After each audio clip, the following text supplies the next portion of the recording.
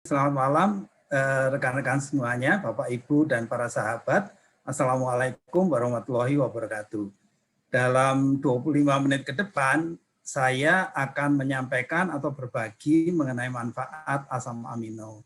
Nah, kita mungkin lebih sering mendengar asam amino, protein, dan sebagainya, tapi yang dari survei ringkas yang saya lakukan itu ternyata kita belum benar-benar memahami atau mendalami manfaatnya sampai betul-betul sampai kita hayati akan berbagi. Saya akan langsung saja. Nah, semua paparan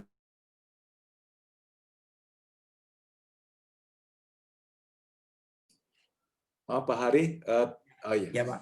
Ya. Silakan Pak Hari. Jadi semua paparan yang ada di sini itu ada beberapa referensinya dari FDA, US FDA, kemudian Healthline, kemudian setelah itu juga dari Riskesdas, Kementerian Kesehatan, dan seterusnya. Kita langsung saja mulai.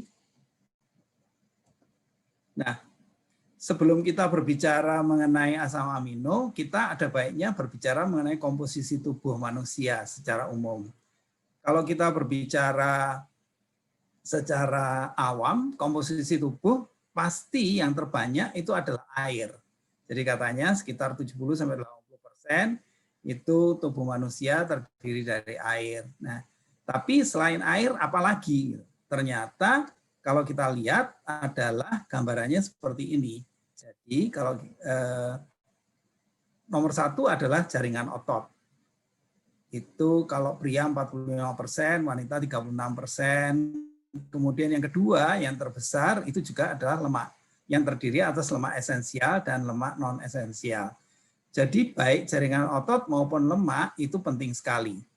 Tulang meskipun hanya bagian terkecil, tapi kita tahu bahwa tulang yang membuat kita bergerak, tulanglah yang membuat kita bisa tegak, membungkuk, dan lain-lain. Sementara organ lain itu adalah 25%. Nah, apa yang kita lihat di sini adalah bahwa nomor satu, ternyata jaringan otot yang pada dasarnya protein itu porsinya terbesar. Kalau kita lihat di sini baik pria maupun wanita, meskipun wanita hanya 36%, tapi paling besar di antara komponen tubuh yang lain. Sementara yang kedua adalah lemak, kemudian berikutnya adalah tulang dan organ lain. Apalagi yang menarik untuk dilihat di sini adalah ada perbedaan antara pria dan wanita. Jadi kalau pria, komposisi ototnya jauh lebih tinggi dari wanita, begitu juga tulang dari pria itu secara umum lebih prosentasenya dibandingkan wanita. Jadi 15 dibandingkan 12, dan kalau ototnya 45 dibandingkan 36%. Tapi menariknya adalah lemak, baik esensial maupun non-esensial, wanita ternyata lebih banyak. Dan komposisi ini adalah komposisi yang ideal, jadi yang sehat seperti ini. Apa itu sebetulnya lemak esensial dan lemak non-esensial? Kalau lemak esensial itu adalah lemak yang merupakan bagian penting dari organ-organ kita. Misalnya bagian terpenting dari sel-sel di otak, kemudian sel-sel di ginjal, paru-paru juga ada lemak esensialnya, dan liver juga, hati maksudnya. Nah, kemudian kalau kita lihat di sini adalah bahwa kesimpulannya protein itu porsinya yang terbesar di antara yang lain-lainnya. Sementara kalau kita berbicara lemak, itu justru tanpa kita sadari pun biasanya konsumsi kita sudah sangat berlebih. Menarik juga untuk dilihat di sini adalah bahwa kita tahu bahwa kita konsumsi itu 3 makronutrisi utama, yaitu karbohidrat, kemudian lemak, dan protein. Nah, karbohidrat tidak ada di komposisi tubuh yang sehat ini. Kenapa? Karena karbohidrat itu selalu dibakar menjadi energi, atau kalau misalnya ada kelebihan, maka dia akan disimpan sebagai lemak. Jadi sekali lagi, karbohidrat akan disimpan sebagai bagian dari jaringan lemak. Nah, oleh sebab itulah kelebihan karbohidrat juga akan menyebabkan kita menjadi obesitas misalnya dalam jangka panjang. Sementara kalau protein atau jaringan otot itu tidak akan pernah atau sulit sekali untuk dirubah menjadi energi atau dirubah menjadi lemak. Begitu gambarannya kira-kira. Kita lanjutkan. Jadi sekali lagi kita sudah menyepakati bahwa protein itu adalah bagian yang utama. Berikutnya, ini kok. Kalau sekarang kita berbicara apa itu asam amino, peptida, protein, dan seterusnya, ternyata sebenarnya sederhana saja sih. Jadi kalau asam amino itu seperti yang dikatakan Pak Jeffrey itu tadi adalah bagian terkecil dari protein. Jadi merupakan satu molekul. Nah kalau asam amino ini kemudian bergabung antara beberapa sampai dengan 50 molekul, itu dia menjadi peptida. Dan peptida itu beberapa di antara peptida yang tergabung menjadi satu, itu kemudian menjadi protein. Nah, oleh sebab itulah, maka molekul protein itu kita menjadi tahu bahwa relatif ukurannya besar. Misalnya seperti hemoglobin dan seterusnya, yang merupakan gabungan dari peptida dan gabungan dari asam-asam amino. Ini meskipun cukup rumit, tapi secara singkat gambarannya adalah seperti itu. Dan menarik sekali bahwa sebetulnya ada 20 jenis asam amino yang dibutuhkan oleh tubuh, dan dari 20 jenis itu kombinasinya itu bisa tidak terhitung, dan kemudian itulah yang membentuk seluruh organ kita. Jadi meskipun jaringan kulit itu berbeda sekali dengan jaringan hati misalnya atau jaringan di jantung, tapi mayoritas itu terdiri atas asam amino dengan komposisi yang sangat berbeda-beda. Nah, mudah-mudahan itu cukup membantu kita untuk memahami secara praktis. Kemudian kalau kita berbicara mengenai manfaat asam amino, apa sih sebetulnya manfaatnya asam amino itu? Jelas bahwa yang pertama, sebelum kita berbicara mengenai manfaatnya, kita coba melihat di bagian mana saja asam amino itu ada. Tadi sudah kita sampaikan bahwa mulai ujung kaki sampai ujung rambut itu ada semuanya. Coba kita lihat satu persatu di sini. Di rambut dan kulit itu asam amino yang ada di sana itu adalah antara lain glisin, leusin, arginin, prolin, dan sebagainya. Ini cuma sebagai pengetahuan saja sih. Kemudian tulang dan otot. Nah, ini yang perlu saya tekankan bahwa tulang itu sebetulnya bukan hanya terdiri dari kalsium, tetapi juga campuran antara kalsium dan protein yang proporsi proteinnya cukup besar. Kemudian kalau tulang dan otot dimanapun itu rata-rata komponen yang membentuk asam aminonya itu adalah lisin, isoleusin, leusin, alanin, serin, arginin, dan seterusnya. Sebelum saya lanjutkan, kita tahu bahwa ada dua jenis asam amino, yaitu asam amino esensial dan asam amino non-esensial. Perbedaannya adalah asam amino esensial yang terdiri atas 9 jenis itu harus didapat dari asupan dari luar. Sementara kalau asam amino yang non-esensial kita bisa produksi sendiri, tubuh bisa memproduksi. Beberapa di antara asam amino yang di rambut, kulit, kemudian tulang dan otot ini, terutama lisin, isoleusin, itu adalah asam amino esensial. Kemudian apa saja asam amino yang ada di otak dan jantung, ini penting sekali. Antara lain adalah tirosin, leusin, metionin, asam glutamat, treonin, serin, triptofan, dan sistein. Dan dengan bentuk jaringan yang sangat berbeda di lambung dan usus, itu ada asam amino histidin, asam glutamat, dan asam aspartat.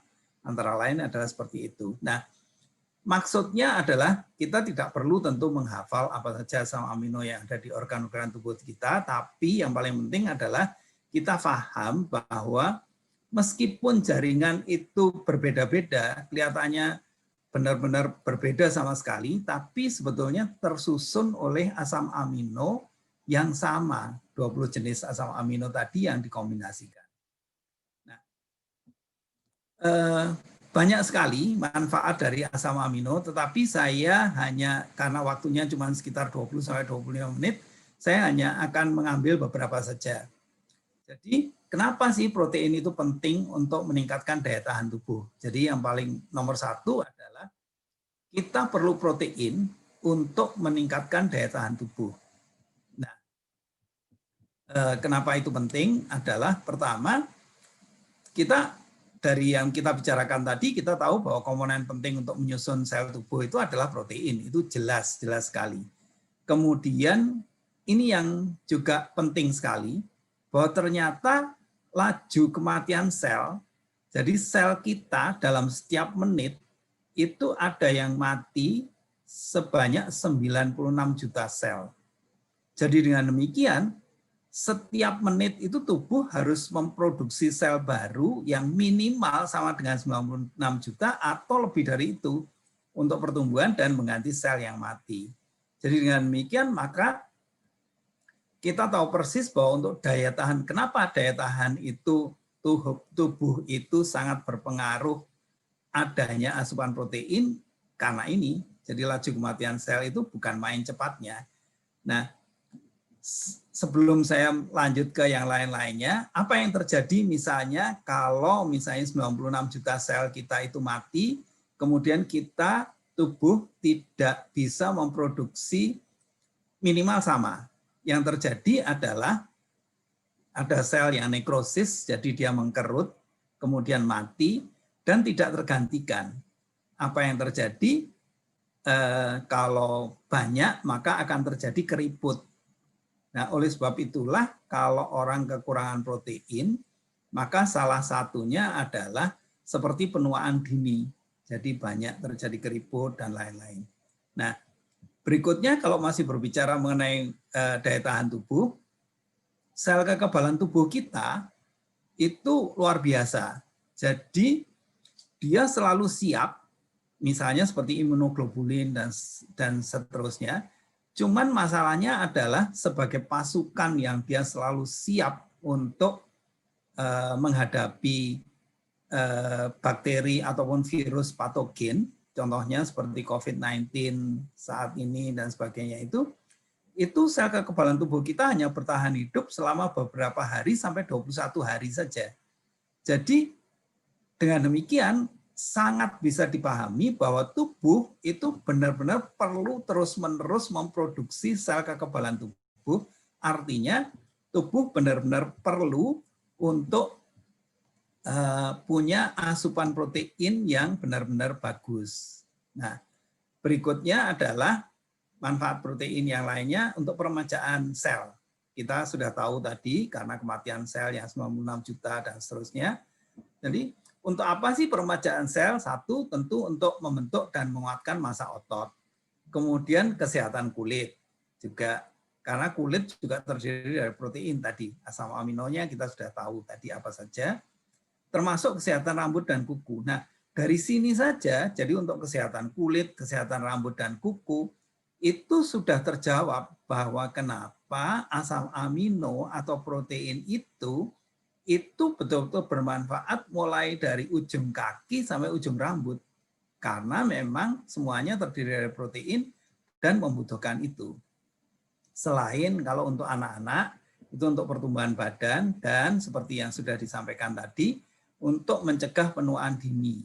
Kita tahu kira-kira mekanismenya seperti itu.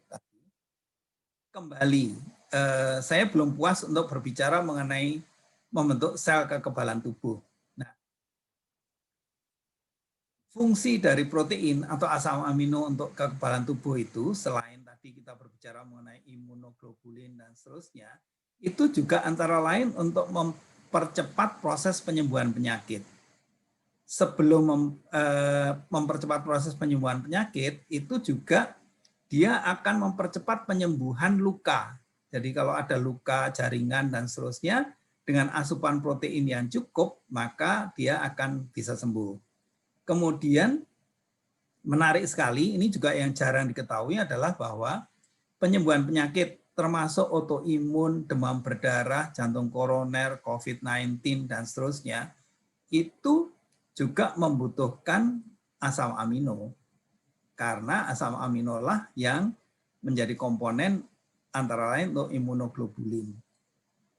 Lalu juga ternyata protein atau asam amino itu bisa mengurangi efek samping pada saat ada orang-orang yang menjalani radioterapi atau kemoterapi. Kita tahu bahwa kalau ada pasien kanker misalnya yang menjalani kemoterapi, itu banyak sekali side effect-nya atau efek sampingnya. Misalnya seperti mual, kemudian muntah, dan seterusnya seperti itu. Nah, untuk mengurangi efek itu ternyata protein sangat ampuh. Dan kembali mengenai imunitas, dia bisa meningkatkan kekebalan tubuh secara umum. Untuk yang terkait dengan misalnya penampilan, protein itu juga mencegah obesitas. Bagaimana itu bisa terjadi, mencegah obesitas itu? Pertama adalah kita tahu komposisi tubuh itu pada dasarnya protein, kemudian lemak, baik esensial maupun non esensial, kemudian ada mineral, tulang, dan kemudian organ yang lain. Nah, kalau misalnya massa otot itu ditingkatkan, biasanya yang terjadi adalah massa lemak itu akan menjadi berkurang. Nah, oleh sebab itulah maka obesitas bisa dicegah. Kemudian satu lagi, manfaat protein yang jarang sekali diketahui oleh orang-orang adalah ternyata protein itu mempunyai efek termik. Jadi begitu kita konsumsi protein, maka suhu tubuh itu akan meningkat secara alami ya maksudnya, bukan karena demam dan seterusnya. Nah, karena ada peningkatan ini, maka metabolisme akan terjadi lebih aktif lagi.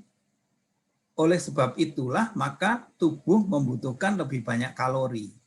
Karena tubuh membutuhkan lebih banyak kalori, maka kalori yang tadinya berlebih dan kemudian disimpan menjadi jaringan lemak, itu menjadi tidak berlebih lagi. Itulah kira-kira mekanisme pencegahan obesitas dengan asupan protein. Kemudian juga meningkatkan kebugaran. Jadi dengan sel yang teregenerasi selalu secara optimal dan seterusnya, tentu saja bahwa stamina dan kebugaran itu benar-benar bisa ditingkatkan. Nah, sebelum saya lupa, nanti kalau misalnya rekan-rekan dan para sahabat ada pertanyaan dan seterusnya, silakan untuk menuliskan di kolom chat. Nanti akan bersama-sama dijawab oleh Pak Jeffrey dan saya. Nah, berapa kebutuhan protein harian sebetulnya? Menurut PMK, jadi Peraturan Menteri Kesehatan, itu standar AKG kita di Indonesia adalah 2.100 kilokalori per hari. Dan untuk itu, kebutuhan minimal ini, benar-benar bukan kebutuhan standar, minimal, itu adalah 57 gram per hari. Di mana kalau untuk anak-anak 4-6 tahun, itu sekitar 25 atau persisnya sebetulnya 26 gram protein per hari.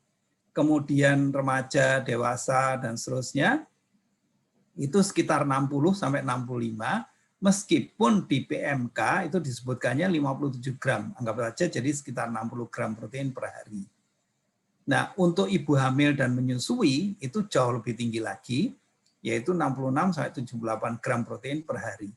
Nah, secara ringkas sebetulnya adalah kebutuhan protein itu sekitar 1 gram per kilogram berat badan per hari. Ini yang ideal, 1 gram per kilogram berat badan per hari. Jadi kalau misalnya berat badan kita 72, ya kita tentunya perlu 72 gram protein per hari. Minimal itu adalah 0,8 sampai 0,9. Itu sudah kebutuhan yang sangat minimal. Kita lanjutkan lagi. Nah, kalau kita lihat 26 sampai 60 gram protein itu setara dengan 4 sampai 10 butir telur ayam, 2 sampai 6 potong daging sapi atau 3,5 sampai 7,5 gelas susu. Pertanyaannya di sini adalah siapa di antara kita yang sehari itu makannya 4 sampai 10 butir telur ayam atau 6 potong sedang daging sapi atau 7,5 gelas susu. Saya yakin tidak ada satupun di antara kita yang seperti itu, tentu. Padahal satu lagi yang paling penting adalah dianjurkan di beberapa referensi 30% dari kebutuhan protein kita. Jadi anggapannya kalau misalnya kita butuh 60 gram protein, 20 gram diantaranya itu perlu dipenuhi dengan sarapan, pada saat sarapan. Nah, padahal kalau kita misalnya makan nasi uduk, itu perlu 4 porsi nasi uduk. Gitu. Jadi apalagi kalau kita makan mie dengan protein yang sedikit sekali, maka kita perlu 6 porsi mie goreng atau mie rebus gitu.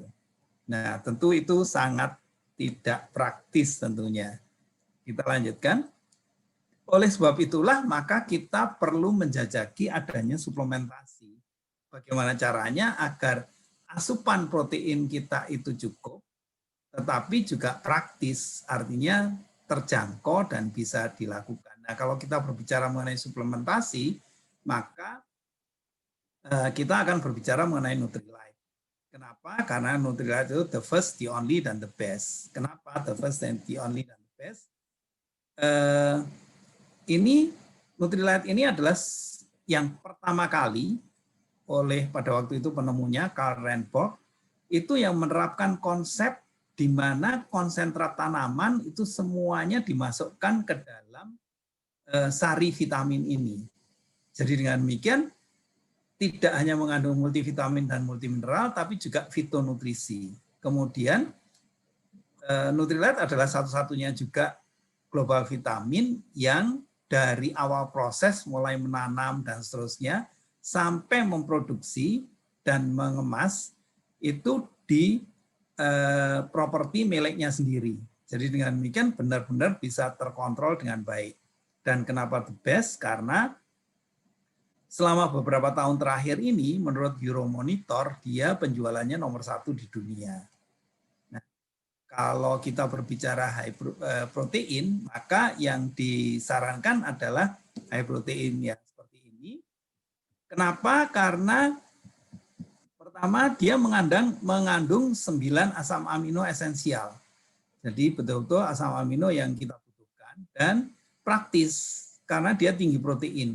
Jadi kalau misalnya 2 scoop saja yang bisa dicampur dengan apapun, bisa dicampur air biasa, susu, dan seterusnya, itu sudah tergantung variannya mengandung 13-17 gram protein. Jadi artinya hampir mendekati 30% dari kebutuhan protein harian.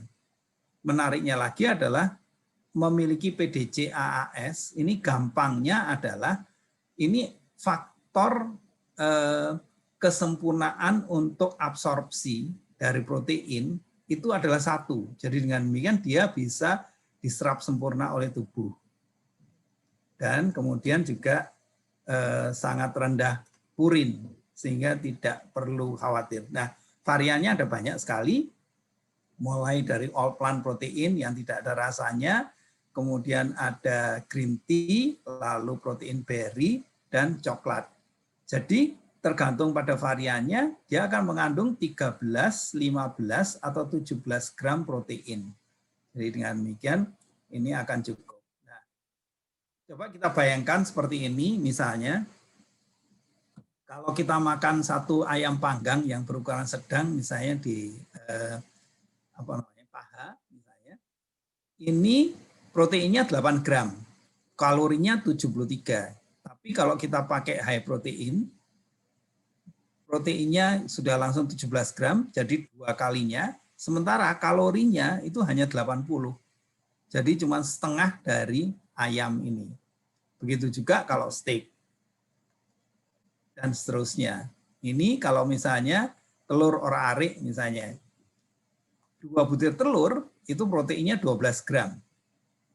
Sementara kalau kita pakai protein yang berry saja, 2 scoop itu sudah sama dengan 2 butir telur ini, 13 gram. Begitu juga kalau misalnya kita pakai coklat dibandingkan dengan susu almond dan seterusnya. Nah, sekali lagi, high protein ini banyak sekali manfaatnya. Tadi selain penyembuhan luka, pertumbuhan, dan seterusnya, kita sudah membicarakan itu, kemudian tinggi protein.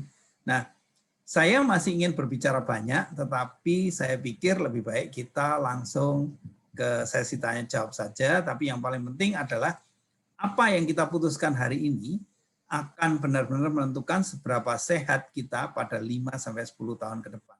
Nah, kita ingin bertemu 5-10 tahun ke depan dengan kondisi yang tetap sehat seperti sekarang, insya Allah. Terima kasih Pak Jeffrey, selamat malam. Oke, terima kasih Pak Hari buat sharingnya, luar biasa. Begitu praktis dan sangat sederhana ya buat kita mengerti pentingnya protein atau asam amino untuk kesehatan tubuh kita. Oke, kita akan masuk ke sesi tanya jawab. Buat teman-teman yang ingin bertanya langsung juga bisa. Saya udah allow untuk membuka mic. Tapi kalau mau lebih nyaman juga bisa dengan mengetik saja di chat box apa yang menjadi pertanyaan dari teman-teman sekalian. Oke, kita mulai ya.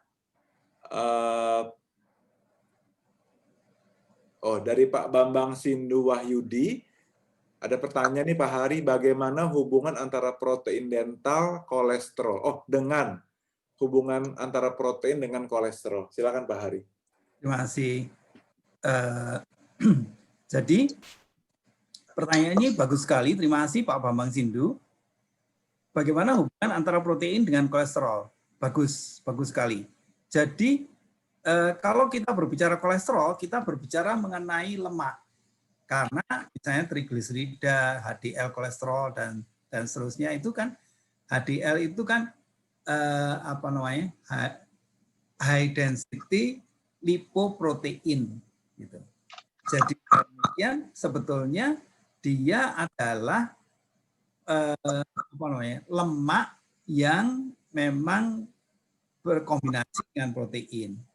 Jadi sepengetahuan saya, kalau kita asupan proteinnya itu ditambah, tidak akan meningkatkan kolesterol sama sekali. Nah, mungkin ada yang ingin menambahkan lagi, yang lebih expert, silakan. Kalau ada tambahan, Pak Jeffrey silakan. Oke, di sini juga ada hadir Ibu Dr. Sri, ada Ibu Dr. Mira, ada Ibu Dr. Wisnu Wahyuni dari Malang. Kalau ada tambahan dari Ibu Dr. Sri atau Dr. Mira juga boleh. Hubungan protein dengan kolesterol. Mungkin kalau belum, saya mungkin tambahkan sedikit. Makanya ini solusi buat orang-orang yang mau mencapai sehat optimal untuk memenuhi kebutuhan proteinnya dengan adanya protein powder dari Nutrilite ini yang berisi 9 macam asam amino esensial yang punya PDCAAS 1 ya. Jadi benar-benar akan terserap sempurna oleh tubuh kita. Jadi nggak akan ada sisanya. Nah, bandingkan dengan kalau kita harus memenuhi kebutuhan protein dengan kita makan daging. Misalnya kita makan stik sapi, proteinnya bagus, tapi di dalam steak ini kan ada lemak, ada kolesterolnya, ada minyaknya. Makan ayam juga proteinnya bagus, tapi kan ada juga kolesterol atau lemaknya gitu ya. Jadi kadang-kadang dengan orang-orang yang makin bertambah usia, seperti orang tua saya, mereka secara sengaja mengurangi asupan daging, makan makanan daging karena ada kolesterolnya. Tapi untung ada Nutrilite protein, jadi mereka bisa memenuhi kebutuhan protein tanpa harus meningkatkan kadar kolesterol dalam darah seperti itu. Jadi ini satu hal yang sangat membantu sekali buat saya juga pribadi dengan adanya protein powder. Karena setiap pagi saya pastikan selalu minum 2 scoop protein yang all plant. Sekali saya tambahkan 1 lagi scoop protein green tea. Oke, ada pertanyaan dari Bu Yuli, Pak Hari. Minum protein sebaiknya sebelum makan atau sesudah makan? Silakan Pak Hari. Terima kasih. Jadi salah satu dari fungsi protein itu adalah juga ada efek mengenyangkan. Karena dia menekan hormon dari grelin yang mengontrol nafsu makan. Jadi kalau kita misalnya sudah makan, ini sebelum saya menjawab pertanyaannya, jadi kenapa orang suka snacking? Itu adalah salah satu tanda kekurangan protein. Jadi tubuh itu kekurangan protein, meskipun perut kita sudah kenyang, tapi tubuh tetap akan memberikan sinyal pada kita bahwa kita perlu makan lebih. Maksudnya tubuh itu adalah masukkan protein gitu. Tapi biasanya yang kita masukkan itu ya pisang goreng dan seterusnya seperti itu. Jadi malah karbohidrat yang ditambahkan. Padahal sebetulnya protein yang dibutuhkan. Sebelum atau sesudah makan, memang ini tergantung pada sangat individual. Kalau misalnya termasuk protein, salah satu yang saya tadi belum sebutkan, itu adalah dia bisa melapisi mukosa lambung. Jadi dinding lambung itu, sehingga kalau misalnya kita sakit mah dan lain-lain itu bisa benar-benar dinetralkan dengan protein. Jadi dengan demikian dalam kasus seperti itu, protein sebaiknya dikonsumsi sebelum makan. Namun untuk anak-anak terutama yang sulit makan, dikhawatirkan kalau misalnya minum protein sebelum makan, itu kemudian sudah terasa kenyang malah nggak mau makan. Nah, untuk anak-anak terutama itu sebaiknya adalah setelah makan. Begitu Pak. Terima kasih. Oke, terima kasih Pak Hari. Kalau Bu Dr. Sri ada mau nambahin atau Bu Mira juga nggak apa-apa ya, silakan. Oke. Kalau ada pertanyaan lagi, silakan. Kalau ada yang mau bertanya dengan membuka mikrofonnya atau dengan chat box juga boleh. Bu Wisnu dari Malang. Ya, Bu Dr. Wisnu, silakan. Assalamualaikum warahmatullahi wabarakatuh. Waalaikumsalam. Pak Hari, lepas dari hal yang sudah dibicarakan, saya melihat kecenderungan anak-anak sekarang, mungkin berdasar orang tua sibuk dan apa, di beberapa tempat ya, kalau jalan-jalan di atas mobil itu mereka minumnya kok susu kotak ya, susu kotak susu. Apa komentar Pak kalau memang yakini masyarakat susu itu protein? Nah, bagaimana komentar Anda kalau minumnya itu susu kotak itu yang gampang aja gitu, langsung sedot langsung. Makasih Pak. Matur nuwun.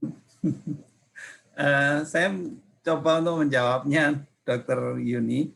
Jadi begini, nomor satu adalah yang kita persepsi kita mengenai hal itu, jadi susu kotak dan sebagainya untuk minuman anak-anak itu, menurut saya itu masih lebih bagus dibandingkan dengan kalau anak-anak itu mengkonsumsi minuman lain yang manis, apalagi kalau yang soda.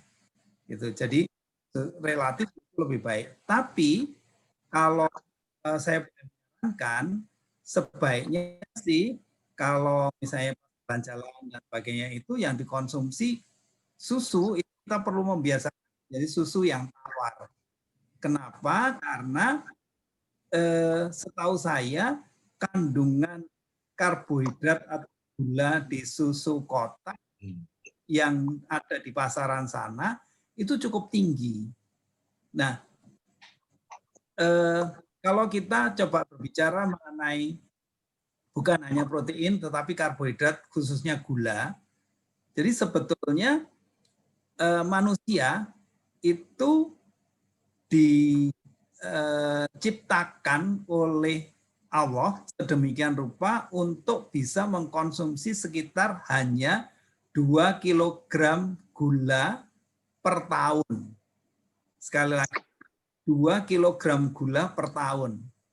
Nah, itu kalau setiap hari itu hanya sekitar 2 sendok teh. Kalau misalnya lebih dari itu artinya kita kelebihan gula. Rata-rata orang Indonesia menurut statistik itu mohon untuk tidak kaget, itu adalah 20 kg. Jadi yang bisa diserap 2 kg, tapi konsumsinya adalah 20 kg. Begitu kira-kira, Dokter Uli. Terima kasih. Ya. Jadi Pak Hari sepakat ya, sebetulnya orang tua cukup bersibuk-sibuk membuatkan suatu anak tidak langsung dia. Betul, Bu. Beli nilai. Betul, Bu. Saya sepakat sekali dengan itu. Karena itu saya sangat apresiasi edukasi yang seperti diselenggarakan Ibu ke para orang tua yang masih muda dan sebagainya. Itu bukan hanya pendidikan anak saja, tapi juga untuk kesehatan anak. Terutama anak yang balita. Itu luar biasa pentingnya, saya kira. Saya mendukung itu, Bu. Monggo diteruskan. Terima kasih. Ya, betul. Terima kasih, Pak Jeffrey. Ya. Terima kasih Bu Dr. Wisnu Wahyuni atas pertanyaannya juga. Jadi betul ya, kita perlu menjelaskan ke teman-teman, ke masyarakat tentang bedanya protein, terus susu kotak, ada lagi susu kental manis. Karena masih banyak orang yang berpikir kalau saya kasih susu kental manis sebanyak-banyaknya buat anak saya, itu bagus untuk memenuhi protein. Padahal kalau susu kental manis yang dipakai buat makan roti bakar atau dan yang lain-lain ya, itu gulanya banyak sekali, Jadi kita perlu terus mengingatkan tentang cara memenuhi protein dengan yang benar seperti itu. Nah, saya teringat dari sesi Health Talk sebelum-sebelumnya, Pak Hari juga pernah menjelaskan ya bahwa salah satu hebatnya protein ini, dia bisa membantu proses perbaikan sel-sel tubuh kita. Jadi banyak sekali orang-orang yang termasuk orang tua saya dulu, ada apa-apa kita bilang, aduh saya kok badannya sakit, langsung reaksinya kasih obat ini. Terus ada yang bilang ini, aduh saya kok kurang enak badan, kasih obat ini. Jadi selalu apa-apa obat. Yang tanpa kita sadari ternyata efek dari obat ini bisa merusak ginjal kita atau mengganggu kesehatan kita secara umumnya ya. Jadi waktu saya mengenal ya dari Health Talk seperti ini tentang the magic of protein, ternyata ini luar biasa. Jadi kalau ada apa-apa dengan tubuh kita, alangkah baiknya kalau kita konsumsi protein dulu. Karena protein ini bisa tubuh kita diciptakan Tuhan bisa memperbaiki dirinya sendiri. Jadi kalau ada bagian-bagian sel tubuh kita yang rusak, tubuh kita bisa memperbaiki, meregenerasi dan seterusnya. Tapi perlu bahan yang cukup, yaitu perlu protein. Gitu. Jadi contohnya nih, buat teman-teman di sini yang punya adik, sepupu, tetangga yang selalu bermasalah dengan asam lambung, bolak-balik dokter minta obat ini, obat itu. Ternyata ada cara yang jauh lebih baik untuk menyelesaikan masalah asam lambung atau mah dan lain-lain. Itu dengan mengkonsumsi protein dengan rutin. Banyak sekali yang sudah saya temui mengalami hal yang sama. Saya juga dulu punya masalah mah, tapi setelah saya konsumsi protein secara rutin, sampai sekarang udah berapa lama? Udah 20 tahun kali, sudah nggak pernah masalah mah lagi. Jadi saya percaya protein ini memang benar-benar punya khasiat yang sangat baik. Gitu. Oke, ada pertanyaan lagi Pak Hari dari Pak Bambang Sindu lagi. Adakah cara mengontrol kalori yang kita konsumsi per hari tanpa alat? Ya, singkat jawabannya ada Pak Bambang Sindu. Jadi kita sebetulnya ada aplikasi juga, artinya kita memasukkan misalnya pagi kita makan nasi goreng misalnya satu porsi gitu. Itu kemudian ada tabel kalorinya. Nanti secara personal saya akan sampaikan ke Bapak lebih jauh mengenai hal ini, kontrol kalori ini. Gambarannya kira-kira seperti itu. Ada pertanyaan lagi sepertinya Pak Jeffrey. Udah sih, terima kasih Pak Hari. Semoga menjawab pertanyaan Pak Bambang Sindu. Ada satu pertanyaan lagi Pak Jeffrey. Ada pertanyaan selanjutnya dari Pak Muhajir Junaidi. Assalamualaikum, izin tanya Pak Hari, saya kalau pagi biasa minum whey protein susu 2 scoop. Apakah sudah cukup untuk memenuhi kebutuhan protein per hari? Dan apakah boleh dicampur Quaker oat untuk sarapan pagi? Silakan Pak Hari. Terima kasih. Jadi porsi seperti ini, jadi whey protein, kemudian ditambahkan Quaker oat, boleh sih ditambah Quaker oat itu boleh. Ini lebih bagus dibandingkan dengan nasi uduk, atau nasi goreng, atau bahkan mie goreng dan seterusnya, karena Quaker oat itu adalah karbohidratnya adalah karbohidrat kompleks dan masih mengandung protein. Sementara whey protein jelas bahwa ada proteinnya. Hanya saja saya tidak berani karena saya tidak tahu misalnya brandnya brand apa mengenai whey protein ini dan seterusnya. Nomor satu, saya tidak tahu kandungan karbohidratnya, kalorinya juga seberapa banyak. Kemudian yang paling penting adalah apakah whey protein ini juga bisa diserap 100% ke dalam tubuh. Nah, kalau misalnya ini memang benar-benar bisa, ya ini bagus. Jauh lebih bagus daripada kita makan karbohidrat. Jadi kan kecenderungan kita itu kan yang penting kan kenyang. Jadi seringkali kita makannya nasi, kemudian lauknya itu mie. Jadi dua-duanya karbohidrat. Gitu. Jadi kalau Quaker dan whey protein ini relatif sih lebih bagus daripada sarapan yang hanya karbohidrat saja. Itu jawaban dari saya Pak Jeffrey. Tapi sebelum itu juga saya ingin sharing sedikit mengenai manfaat dari protein Nutrilite ini. Beberapa waktu yang lalu anak saya yang nomor 3 itu terkena demam berdarah. Penurunan trombositnya itu cepat sekali sampai yang terakhir hanya sekitar 28.000. Padahal yang bersangkutan itu tidak mau dirawat di rumah sakit.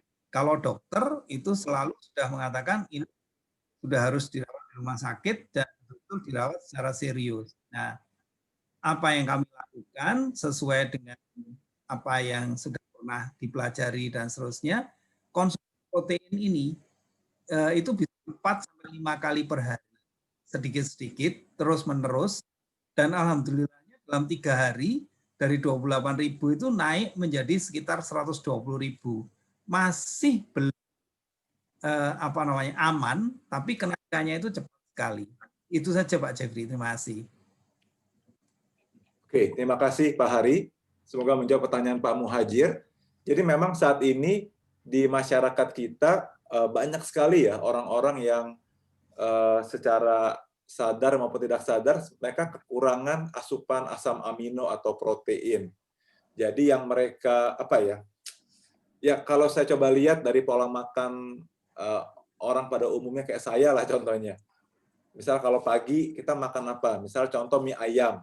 Mie ayam kan yang banyak yang bikin kenyang itu mie-nya, karbohidratnya. Paling ayamnya berapa banyak ya? Dikit banget dipotong kecil-kecil gitu ya. Terus mungkin siangnya makan nasi goreng. Nasi goreng sapi. Sapinya berapa banyak sih? Malamnya makan apa tuh? Ketoprak. Waduh, ketoprak nggak ada proteinnya. Ada sih di tahu ya. Jadi banyak orang makan kenyang, makan bisa 3 kali, 4, 5 kali sehari. Tapi setelah dihitung-hitung, iya ya, protein saya setiap harinya kurang loh. Makanya itu menjadi penyebab suatu saat nanti, setelah berapa tahun kemudian dengan pola makan yang kurang protein setiap harinya, akhirnya jeder, masalah diabetes, jantung koroner, kanker. Jadi ternyata yang saya belajar dari Pak Hari di Health Talk yang sebelum-sebelumnya, penyebab orang yang mengalami penyakit-penyakit kronis atau degeneratif karena pola makan dan gaya hidup. Kita nggak bicara gaya hidup saat ini, bicara pola makan khususnya protein aja. Bayangkan sama orang yang benar-benar memperhatikan asupan protein tiap hari ya, misalnya bodybuilder. Kalau saya tanya ke seorang bodybuilder, dia makan paginya aja 10 butir telur ayam. Buset gitu ya, tiap hari makan 10 telur ayam, lama-lama bosan kali ya. Bisulan juga nanti. Terus kalau makan siangnya 4 dada ayam rebus. Jadi benar-benar dihitung protein. Karena yang tadi Pak Hari katakan, itu adalah modal untuk menjaga massa otot kita.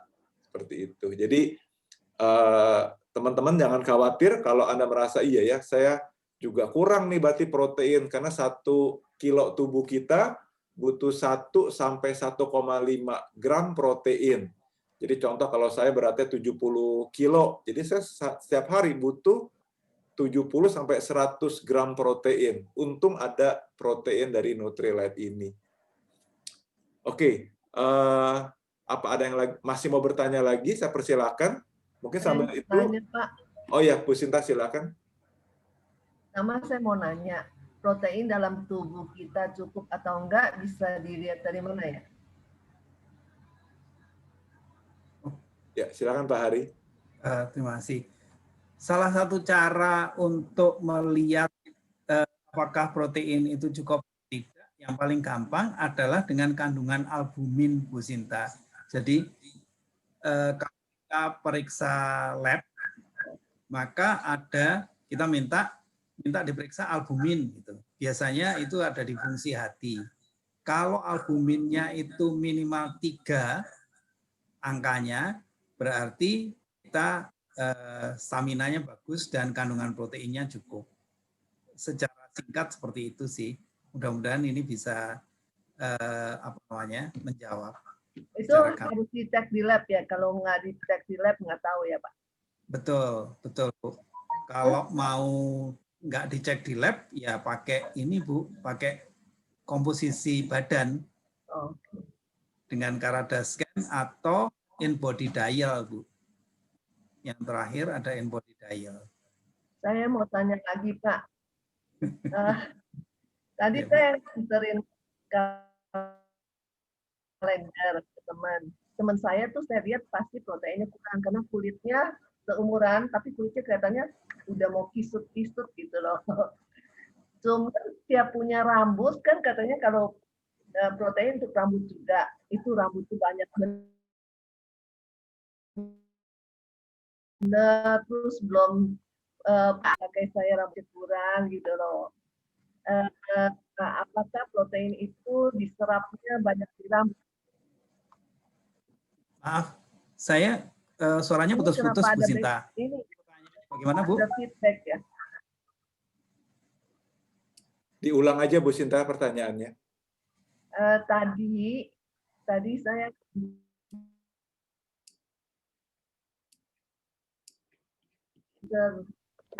tadi Pak teman saya, terus biasalah kita mau posting dia kategori B. Terus nggak suaranya Pak? Jelas, silakan Bu. Terus kemudian saya lihat kulitnya nih, kulit tangannya udah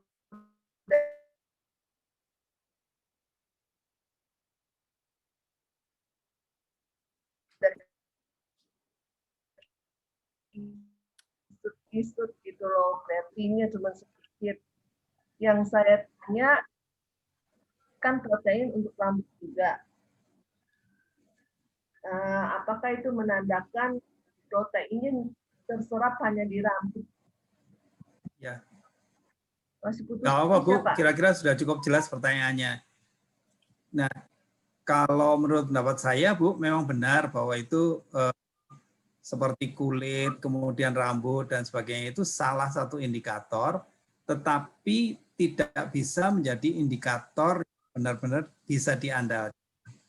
Jadi kalau bukan kadar albumin, kalau yang saya sarankan adalah dengan Caradas-Scan atau in-body dial, Bu. Jadi benar-benar kita tahu persis berapa massa ototnya dan di mana saja kalau ada kekurangan seperti itu. Gambarannya adalah seperti itu. Termasuk di Caradas-Scan itu kita bisa melihat umur dari sel kita kan Bu. Jadi apa namanya? Cell age. Oke. Body age. Gambarannya seperti itu. Sebelum saya lupa Pak Jeffrey, saya izin menambahkan sedikit bahwa benar bahwa kita berbicara mengenai asupan protein, kemudian suplemen dan seterusnya seperti itu. Satu hal yang mungkin juga kurang disadari oleh umumnya kita adalah bahwa kita itu sebenarnya punya asupan dari makanan protein yang cukup bagus, yaitu tahu dan tempe. Biasanya kalau protein dari tanaman itu selalu ada tidak lengkap ininya, asam aminonya, terutama adalah metionin yang hanya ada di daging merah. Tapi di tahu dan tempe metioninnya itu ada cukup banyak. Jadi dengan demikian jangan abaikan tahu dan tempe, selain tentunya Nutrilite high protein. Itu saja Pak Jeffrey. Nah, kelihatannya sudah tidak ada pertanyaan-pertanyaan lagi. Kalau kita berbicara mengenai protein, kemudian manfaatnya dan seterusnya, kita kemudian pertanyaannya adalah kalau misalnya ada yang ingin membeli protein itu, bagaimana cara membelinya, mana bisa didapatkan, karena yang kita bicarakan Nutrilite ini tidak ada di toko-toko atau apotek dan seterusnya. Nah, untuk itu maka Pak Jeffrey ini expertnya itu yang akan menjelaskan. Jadi kita tahu bahwa Pak Jeffrey itu meskipun masih sangat muda, tapi saya dan istri itu banyak sekali belajar dari Pak Jeffrey. Jadi saya persilahkan Pak Jeffrey. Oh, terima kasih Pak Hari. Oke, saya akan tunjukkan satu video sebentar ya Pak Hari mengenai protein. Hanya 1 menit. Nanti setelah itu saya akan kasih informasi tentang bagaimana mendapatkan produknya secara online dan seterusnya. Oke, saya putar sebentar.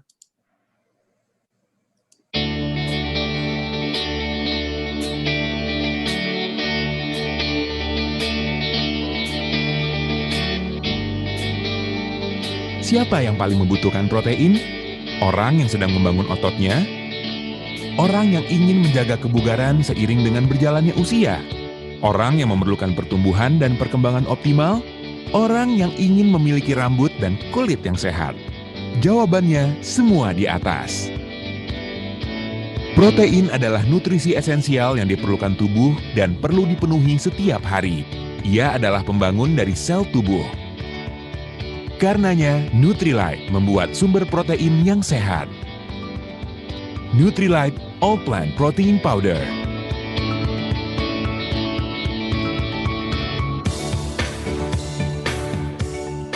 Dibuat dari kedelai, kacang polong, gandum, yang ditanam di pertanian ramah lingkungan.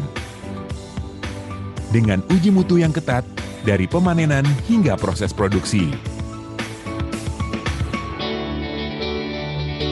Nutrilite hanya menggunakan bahan baku dari tanaman yang bebas kolesterol, laktosa, dan lemak yang ada di protein hewani. Ini dilakukan untuk membuat protein yang lengkap dan seimbang. Dengan mengandung 9 asam amino esensial yang dibutuhkan tubuh setiap harinya. Protein yang pas untuk semua dengan menggabungkan kebaikan alam dan juga pengetahuan untuk kesehatan dan kecantikan yang lebih baik. Nutrilite All Plant Protein setiap hari.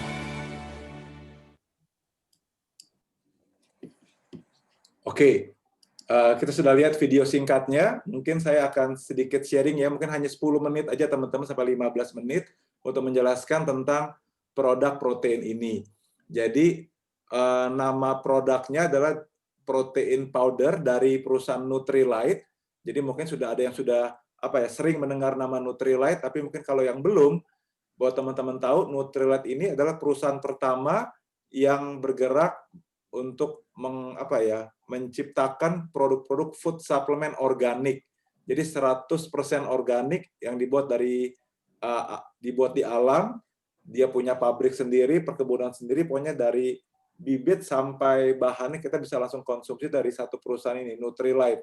Nah, Nutrilite berdiri pada tahun 1934, jadi sudah lama sekali. Tapi pada tahun 73, Amway, perusahaan besar, membeli perusahaan Nutrilite ini. Jadi sekarang sudah menjadi miliknya perusahaan Amway. Nah, jadi cara kita mendapatkan produknya ini tidak bisa melalui toko-toko atau di mall. Ini harus kita dapatkan secara langsung dari Amway-nya. Jadi teman-teman di sini bisa ada beberapa pilihan sih. Kalau Anda misalnya hanya ingin menjadi pemakai produk saja, Anda bisa menjadi seorang pelanggan. Nah, jadi bisa pesan ke Pak Hari atau kepada Ibu Sinta di sini. Nanti produk akan kita kirim ke rumah Anda, harganya harga normal, harga eceran. Nah, tapi buat teman-teman yang hadir yang ingin mendapatkan harga lebih murah, ada dua cara juga. Karena kalau kita sudah bergabung di bisnisnya sebagai MW Business Owner, kita bisa mendapatkan harga lebih murah itu 30%. Jadi beda banget, maksudnya sangat murah sekali. Nah, Anda bergabung menjadi MW Business Owner dengan hanya membayar Rp100.000, Anda bisa membeli semua produk-produknya dengan harga lebih murah. Nah, ini contoh Bilberry ya. Mestinya gambarnya protein. Cuma saya belum sempat ganti. Nah, dari satu produk ini ada selisihnya harga member dengan harga eceran. Itu sebesar 30%. Nah, saya nggak jelaskan detail angka-angkanya. Nah, jadi produk kita ada hampir 500 items. Saya hanya tunjukkan beberapa yang menjadi produk favorit selama di era COVID ini. Ini contohnya ini Atmosphere Sky, salah satu produk yang paling laku terjual banyak di tahun 2020. Karena air purifier ini bisa menyaring virus dan bakteri, termasuk virus COVID, karena dia punya HEPA filter ukuran 0,0024 mikron. Nah, ada harga ecerannya 25 juta, ada harga membernya 19,5. Nah, selisihnya adalah keuntungan 30%, profit margin 5,8 juta. Untuk penyaring air juga salah satu produk favorit kita, ada selisih harga 3,6 juta. Jadi itulah kenapa banyak orang yang akhirnya memutuskan menjadi MW Business Owner dengan hanya menjadi member bayar 100.000, minimal bisa membeli produk dengan harga lebih murah, dan dia bisa beli di toko yang ada di Jakarta ya, di CP, di Kokas, di Mall of Indonesia Kelapa Gading, bisa juga di Patta Indah Kapuk, dan juga di kota-kota besar di Indonesia. Tapi saat ini kita juga bisa dapatkan secara online dari aplikasi ataupun kita pesan melalui website. Ini jauh lebih nyaman karena produknya satu harga. Jadi kalau teman-teman di sini hadir, misalnya tinggal di Jayapura, harganya sama kan nih? Sama. Harga di Jakarta, harga di Aceh, harga di Merauke, itu semua sama. Dan produknya bisa dikirim dengan free delivery langsung dari MW. Jadi enak banget. Nah, contohnya Double X yang tadi Pak Hadi juga sempat singgung, selisihnya Rp180.000 menjadi profit margin. Nah, ada cara kedua buat kita mendapatkan harga lebih murah. Misalnya ada teman saya mengatakan, Jeff, saya mau dong pesan protein, tapi saya pernah ikut MW nih 5 tahun yang lalu. Jadi saya mau dong beli dengan harga member, jangan harga yang lebih mahal 30%. Tapi saya keberatan untuk bergabung menjadi member, udah nggak mau lagi. Oke, nggak apa-apa. Saya bisa tawarkan program baru ini dengan menjadi pelanggan prioritas. Jadi dia bisa bergabung di MW tanpa harus bayar Rp100.000. Jadi dia hanya jadi pelanggan saja, pelanggan prioritas, bukan pelanggan normal ya. Nah, kalau pelanggan prioritas, dia bisa beli produk protein dengan harga member juga. Diskon 30%, bahkan produknya pun bisa diantar ke rumah tempat dia tinggal. Nah, keuntungannya apa dong kalau kita mengajak orang menjadi pelanggan prioritas? Nah, benefitnya ini lumayan, teman-teman. Kalau saya sebagai IBO, saya bisa mengajak satu orang menjadi pelanggan prioritas, saya skip aja ini. Nah, ini contohnya. Dia beli produk Double X dengan harga member Rp596.000. Harganya sama nih, harga member. Lalu saya akan mendapat 10% bonus dari pelanggan prioritas. Namanya CSI, Customer Sales Incentive. Nah, ini memang program baru teman-teman mulai dari September tahun 2020.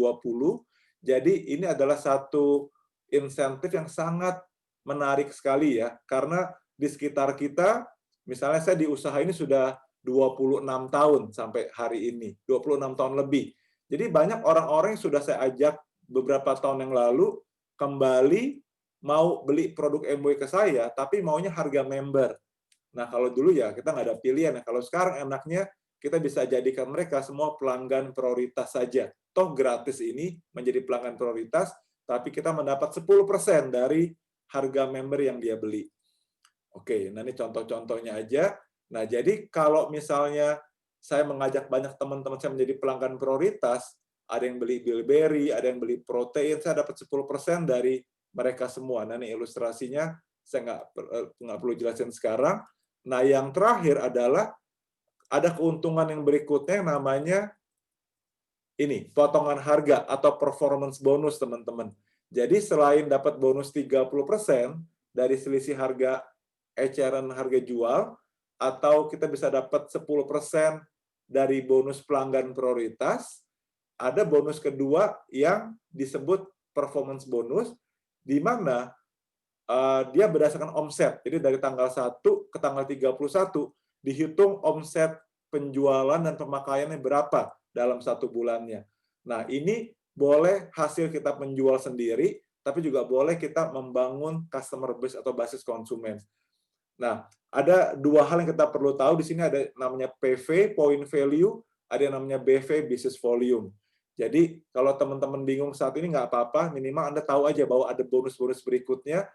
Nah, ini adalah tabelnya dari tahun 92 sejak MW mulai di Indonesia, ini sudah seperti ini. Jadi kalau PV 350.000, berarti 350.000 point value, kita mendapatkan cashback 3%. Kalau 1 juta PV, itu 6%. Nah, rupiahnya berapa?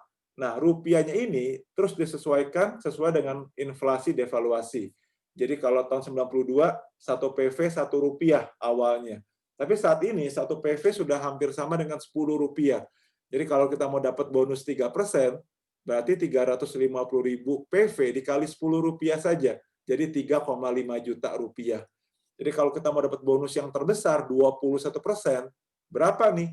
Berarti 16 juta dikali 10, 160 juta. Ada 2 cara buat mencapainya. Cara pertama jualan sendiri, cara kedua dengan kita membangun jaringan distribusi. Jadi kita mencari partner. Nah, dulu saya bersyukur sekali ya bisa mengenal usaha ini, terutama dengan mengenal sistemnya dari Network 21. Network 21 adalah sebuah sekolah bisnis yang mengajarkan bagaimana cara membangun bisnis MW dengan benar. Nah, jadi saya diajarkan dari sistem Network 21 buat membangun customer base. Jadi kalau misalnya saya si A, saya nggak menjual sendiri sampai 160 juta, teman-teman. Saya mengajak banyak orang, ada yang mau join hanya jadi pemakai, ada yang mau jadi pelanggan prioritas, tapi dalam contoh ini saya ketemu nih ada 4 orang, yaitu B, C, D, E, yang juga 4-4-nya juga tertarik untuk membangun usaha milik mereka sendiri. Ya. Nah, jadi 4 orang ini si B contohnya. Si B akhirnya membangun jaringan distribusi, dia punya 10 orang di dalam bisnis dia yang jadi pemakai, atau 10 rumah tangga. Nah, si C, dia 15%, omsetnya 7 juta, saya nggak gambar di bawahnya ya, karena si C punya mungkin ada 70 rumah tangga di dalam bisnis dia, makanya omsetnya bisa 7 juta poin.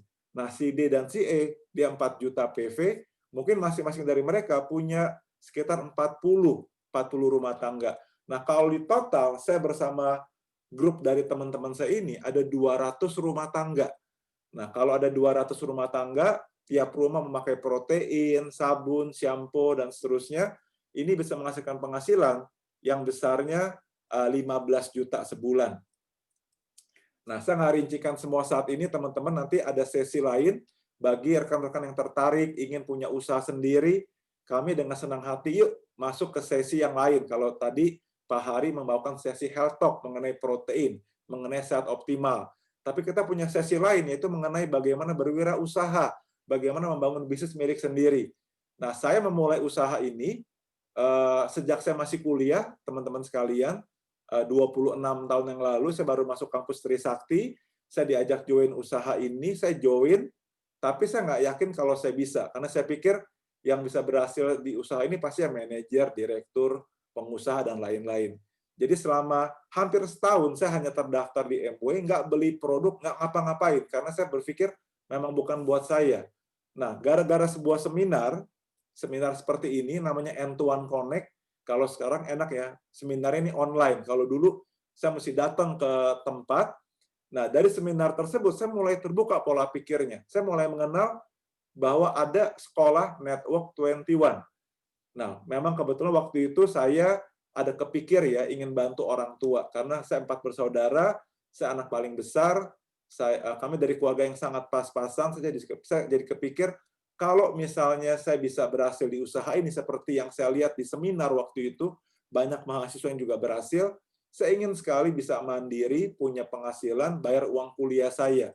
Kalau bisa, saya bisa mandiri, udah nggak beratin beban orang tua. Jadi orang tua saya tinggal mikirin 3 adik saya aja. Nah, bersyukur sekali, puji Tuhan, 6 bulan sepulang saya dari seminar yang luar biasa tersebut, saya mencapai peringkat 21%. Yang kalau tadi, yang nilainya 15 juta sebulan. Nah, saya bisa bayar uang kuliah saya bisa mulai menabung, saya bisa mulai cicil mobil di masa kuliah dulu, gara-gara saya udah dapat penghasilan dari bisnis ini. Dan yang saya syukuri juga, saya mengajak pacar saya waktu itu yang kuliah di UI, jadi kami berdua menekuni usaha ini dari kuliah. Pas kami lulus kuliah, kami nggak perlu cari kerja sama orang, kita nggak perlu bisnis yang lain. Sampai sekarang kami menekuni usaha ini aja, Bapak Ibu teman-teman sekalian. Kami sudah menikah, dikaruniai 3 putra, anak kami yang besar sudah kuliah semester 3, yang kedua mau masuk kuliah tahun depan, yang kecil kelas 4 SD. Jadi kami bersyukur sekali ada peluang di mana saya bisa memulai usahanya dengan modal yang sangat kecil. Dengan hanya 100.000, lalu saya beli tiket seminar ini 65.000, akhirnya saya bisa mengembangkan usahanya. Karena ada sekolah dari Network 21. Jadi teman-teman, yuk kita sehat bareng dengan menggunakan produk dari protein yang tadi Pak Hari sudah sampaikan. Tapi buat Anda yang juga bukan hanya ingin sekedar sehat secara fisik, tapi juga sehat secara dompet atau sehat secara finansial, nggak ada salahnya untuk mempelajari usaha ini. Karena ada support dari company MW bersama Network 21 yang sudah go online dan benar-benar luar biasa support mereka di saat-saat sekarang.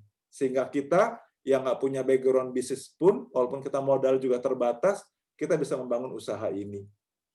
Oke, itu aja teman-teman sekalian. Bagi Anda yang nanti membutuhkan slide yang tadi Pak Hari tunjukkan, mungkin ada yang butuh rekaman dari acara ini pun, nanti kita bisa kirimkan linknya ke teman-teman sekalian buat dilihat sekali lagi. Oke, saya rasa itu aja. Oke, mungkin Pak Hari ada tambahan sebelum kita tutup. Sudah tinggal 3 menit lagi, 20.45. Terima kasih Silakan Pak Hari. Pak Jeffrey. Jadi kita sudah bukan hanya membicarakan mengenai protein yang betul-betul sangat penting, tapi juga kita membicarakan mengenai bagaimana mendapatkan produk itu secara lebih ekonomis dan kalau perlu gratis, karena kita bisa mendapatkan hasil dari apa yang ada di balik produknya itu. Dan bukan hanya itu saja, tapi kita betul-betul akan lebih sadar kesehatan. Terima kasih sekali sharingnya Pak Jeffrey. Kami berharap untuk waktu-waktu yang akan datang, Pak Jeffrey tetap masih bisa sharing. Terima kasih, selamat malam. Ya. Terima kasih juga Pak Hari untuk sharingnya tadi. Oke, terima kasih buat teman-teman semua yang sudah hadir. Sudah 45 menit bersama kami. Semoga kita semua bisa sehat selalu dan bisa makin sukses. Oke, selamat malam semuanya. Sampai jumpa lagi di acara-acara berikut. Selamat malam. Malam Hari, malam Mas Terima